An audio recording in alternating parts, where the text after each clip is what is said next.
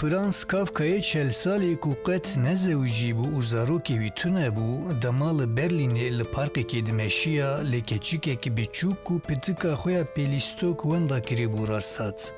Kafka û keçik li her derê li pitikê geriyan lê ew nedîtin. Kafka pêşniyar kir ku ew li şûna keçikê li pitikê bigere û ji bo roja din li heman derê hev bibînin sozdan hev.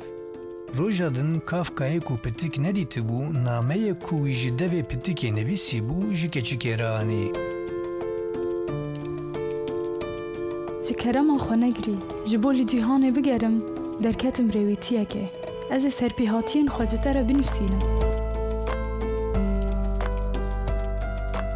Bi vî hawî çîrokekê ku heta dawiyê jiyana Kafka dewam kir, dest pê kir.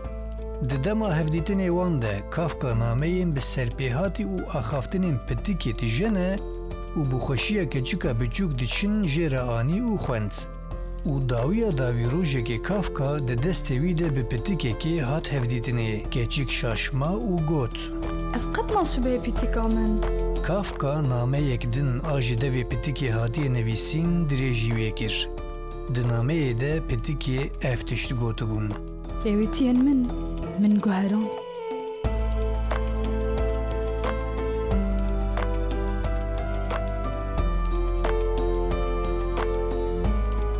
Keçika biçûk pitika xwe hembêz kir û bi dilxweşî ew bire malê.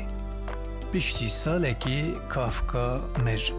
û piştî salên dirêj keçika ku êdî mezin bibû, di hundirê pitikê de nameyek veşartî dît.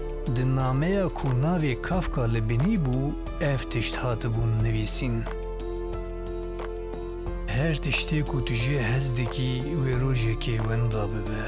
Lê di dawiyê de wê hezkirin bi hawakî din paş ve vegere.